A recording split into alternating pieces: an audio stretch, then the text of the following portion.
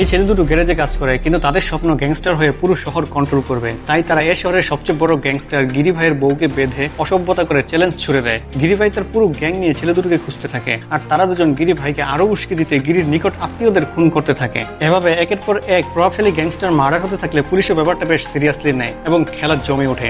শেষ পর্যন্ত কি হয়, গিরি ভাই কি ছেলে দুটোকে ধরতে পারে, আর পারলেই বা তাদের কি শাস্তি দেবে, নাকি গিরি ভাই নিজেই পুলিশের হাতে ধরা পড়ে, সে গল্পটি প্রথম থেকে বলছি। ছেলে দুটির নাম ডন এবং সিজু।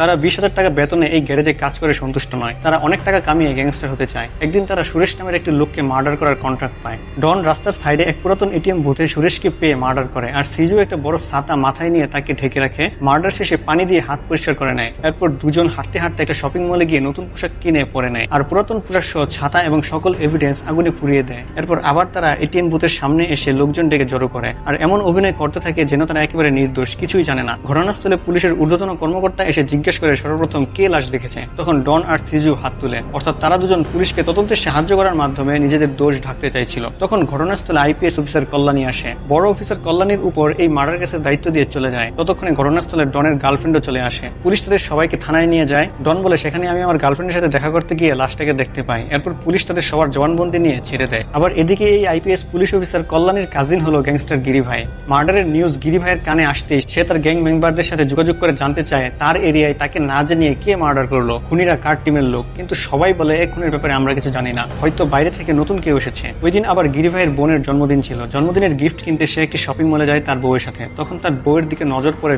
ডনের ভেতর একটা লুচু স্বভাব ছিল। সে গিয়ে গিরির বউকে টাচ করে, আর যথারীতি গিরি ভাই তাদের দুটোকে ধোলাই দিয়ে ডনের হাত ভেঙে দেয়। লোকজন ডনকে ধরাধরি করে নিয়ে সরকারি হসপিটালে ভর্তি করিয়ে দেয়। সেখানে দুজন লোক এসে সুরেশ মার্ডারের কন্ট্রাক্ট অনুযায়ী তাদের 10 লাখ টাকা দিয়ে যায়। এই টাকা হাতে পেয়েও তারা খুশি থাকে না। তারা ভাবতে থাকে কিভাবে তারা গিরি ভাইয়ের মারের প্রতিশোধ নেবে। বাইক নিয়ে তারা গিরির বাসার আশেপাশে চক্কর মারতে থাকে। তখন গিরি বাসায় ছিল না, বউ একা বাসায় টিভি দেখছিল। ডন আর সিজু বাসার ছাদ দিয়ে ভেতরে ঢুকে, গিরির বউ তাদের দেখে ভয় পেয়ে যায়। জীবন বাঁচাতে দৌড়ে একটা রুমে গিয়ে দরজা বন্ধ করে দিতে চায়, কিন্তু দুজন জোয়ান ছেলের সাথে পেরে ওঠে না। তারা দরজায় লাথি দিয়ে ভেতরে ঢুকে পড়ে, কাপড় দিয়ে 2 হাত পেছনে বেঁধে ফেলে। মোবাইল নিয়ে সিজু ভিডিও করতে শুরু করে, আর ডন তার কাপড় ছিঁড়ে অসভ্যতা করতে থাকে। এ খবর শুনে গিরি ভাই গাড়ি নিয়ে দ্রুত বাড়িতে ছুটে আসে। ডাক্তার বলে আপনার স্ত্রী সুস্থ আছে, কিন্তু মানসিকভাবে প্রচুর ভেঙে পড়েছেন। গিরি তার বউয়ের কাছে যায় এবং গভীর আবেগ নিয়ে স্ত্রীকে জড়িয়ে ধরে, কিন্তু তার মনের মধ্যে প্রতিশোধের আগুন জ্বলতে শুরু করে। বাড়ির সিসি ক্যামেরা থেকে ডন সিজুর ছবি বের করে সমস্ত গ্যাং মেম্বারদের কাছে পাঠিয়ে দেয়, আর গ্যাং মেম্বাররা উঠে পড়ে লাগে তাদের দুজনের খোঁজ বের করতে। তখন সেখানে গিরির পুলিশ কাজিন কল্যাণী আসে। কল্যাণী পুলিশের সহায়তা নিয়ে ছেলে দুটোকে খোঁজ করতে চাইলে গিরি মানা করে দেয়, কিন্তু তারপরে পুলিশের ঊর্ধ্বতন অফিসার পুলিশদের নির্দেশ দেয় ছেলে দুটোকে খুঁজে অ্যারেস্ট করার জন্য। অফিসারটি বলে, আমাদের আগে যদি গিরি তাদের পেয়ে যায় তাহলে মানুষের ভরসা পুলিশের উপর থেকে উঠে যাবে, তাই যে কোনো মূল্যে এ দুটি ক্রিমিনালকে আমাদের আগে খুঁজে পেতে হবে।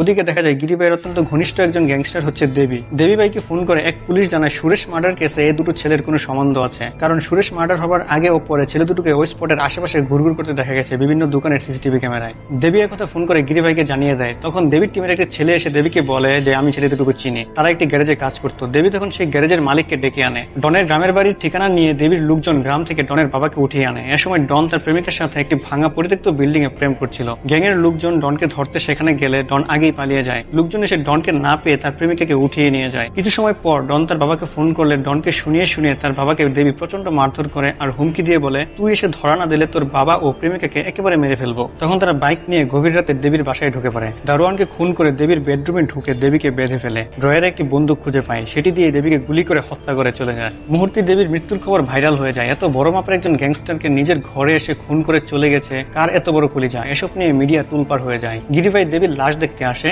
এবং খুব কষ্ট পায়। চলে যাওয়ার সময় একটি ব্রিজের উপর গিয়ে গাড়ির স্টার্ট বন্ধ হয়ে যায়। গাড়ি থেকে সে বের হতে যাবে, তখনই তার উপর গুলি করতে থাকে ডন আর সিজু। একটা গুলি এসে হাতে লাগে, সে কোনো মতে ক্ষতস্থান পেঁচিয়ে নিজের বন্দুক লোড করে পাল্টা গুলি করে। তখন তারা দুজন বাইক নিয়ে পালিয়ে যায়। গিরি তাদের ধাওয়া করে, আর আমরা একটি দারুণ চেজিং সিন দেখতে পাই। এক পর্যায়ে গাড়ি নিয়ে বাইকের সামনে এসে হার্ট ব্রেক করতে তারা দুজন গাড়িতে ধাক্কা খেয়ে উড়ে গিয়ে পানিতে পড়ে যায়। গিরি তখন হসপিটালে গিয়ে ট্রিটমেন্ট নেয়। পুলিশ পরদিন ঘটনাস্থলে এসে লাশ খুঁজে, কিন্তু পায় না। এরপর বেশ কিছুদিন কেটে যায়, তাদের কোনো খোঁজ পাওয়া যায় না। তবে গিরির লোকজন ডনের গ্রামের বাড়িটি নজরে রাখে। এক রাতে গিরির শ্যালক ডনের গ্রামের বাড়ির খোঁজ নিয়ে ফেরত আসছিল। হঠাৎ ডন আর সিজু সামনে এসে তাকে হত্যা করে। গিরিকে ফোন করে জানিয়ে দেয়। গিরি গাড়ি নিয়ে স্পটে পৌঁছে দেখে তার শ্যালককে মেরে গাড়ির ডিক্কিতে ভরে রেখেছে। দ্রুত তাকে হসপিটালে নিয়ে আসে। গিরির পুরো ফ্যামিলি হসপিটালের বাইরে বসে কান্না করতে থাকে। গিরি তার বউকে নিয়ে সেখান হতে বাড়ি চলে আসে। তবু ডন আর সিজু ক্ষান্ত হয় না। হসপিটালে তারা দুজন বোরকা পরে আসে। গিরির মাকে একা পেয়ে চাকু দিয়ে গলা কেটে দেয় এবং গিরিকে ফোন করে বলে, পারলে তোর মাকে বাঁচা।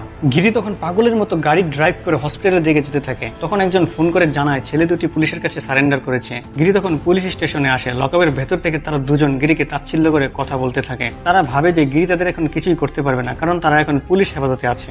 পুলিশ এসে গিরিকে রিকোয়েস্ট করে আইন নিজের হাতে তুলে না নিতে, কালকে তাদের কোর্টে হাজির করা হবে। গিরির ভেতর প্রতিশোধের আগুন জ্বলতে থাকে। কোনো কথা না বলে চুপচাপ থানা থেকে চলে যায়। পরদিন কোর্টে যখন তাদের দুজনকে নিয়ে যাওয়া হচ্ছিল, তখন দুটি গুলি এসে তাদের দুজনের বুকে লাগে। পুলিশ ইনস্ট্যান্ট তাদের গাড়ি দিয়ে হসপিটালে নিয়ে যায়। পুলিশের গাড়ির পাশাপাশি গিরিকেও দেখা যায় গাড়ি চালিয়ে যাচ্ছিল। তখন কারোরই বুঝতে বাকি থাকে না যে এটি গিরির কাজ। তবে পুলিশ অফিসার চিন্তিত ছিল এই কারণে যে তাদের এমন ভাবে গুলি করা হয়েছে যাতে না মরে, কেবল আহত হয়। চাইলে ওখানেই গুলি করে মেরে ফেলতে পারতো গিরির লোকজন। তার মানে গিরির অন্য কোনো প্ল্যান আছে। তখন হঠাৎই হসপিটালের সামনে দুটি গ্রুপ এসে একে অপরের সাথে গ্যাঞ্জাম শুরু করে। সকল পুলিশ তখন গ্যাঞ্জাম সামাল দিতে ব্যস্ত হয়ে পড়লে এক মাতাল একটি অ্যাম্বুলেন্স চালিয়ে নিয়ে এসে অ্যাক্সিডেন্ট করে উল্টে যায়। সবার নজর সেদিকে যেতে পুলিশ অফিসারটি বুঝে যায় কি হতে যাচ্ছে। পুলিশ দৌড়ে গিয়ে দেখে রুমে ডন আর সিজু নেই, অর্থাৎ গিরি কিডন্যাপ করে নিয়ে গেছে। তখন পুলিশ সারা শহরে হাই অ্যালার্ট জারি করে এবং পুরো ফোর্স নিয়ে গিরির লোকেশন ট্রেস করে সেদিকে যেতে থাকে। আর আমরা গিরিকে দেখতে পাই ছেলে দুটোকে একটি গোপন আস্থানা এনে ইচ্ছে মতো ধোলাই করতে থাকে। মনের সকল ক্ষোভ ঝাড়তে থাকে তাদের উপরে এবং রশি দিয়ে বেঁধে ঝুলিয়ে দেয়। তবু তাদের মাঝে কোনো অনুশোচনা দেখা যায় না। ঝুলন্ত অবস্থায় থেকেও তারা উল্টো গিরিকে নিয়েই ঠাট্টা করতে থাকে। হঠাৎই ব্লাস্ট করে সিজুর শরীর ছিন্ন ভিন্ন হয়ে যায়। এবার ডনের চোখে একটু ভয়ের ছাপ দেখা যায়। তৎক্ষণাৎ ডনের শরীরও বোম দিয়ে উড়িয়ে দেয় এবং গাড়ি নিয়ে সেখান হতে চলে যায় তারা। আর মুভিটি সমাপ্তি ঘটে। এতক্ষণ বলছিলাম 2024 সালে মুক্তিপ্রাপ্ত মালায়ালাম পেনি মুভির গল্প, কিন্তু আমি একটা জিনিস বুঝতে পারলাম না, ডন এবং সিজুর এই অদ্ভুত কর্মকাণ্ডের উদ্দেশ্যটা কি। যদি আপনারা বুঝতে পারেন তাহলে অবশ্যই কমেন্টে জানিয়ে যাবেন। ধন্যবাদ সবাইকে।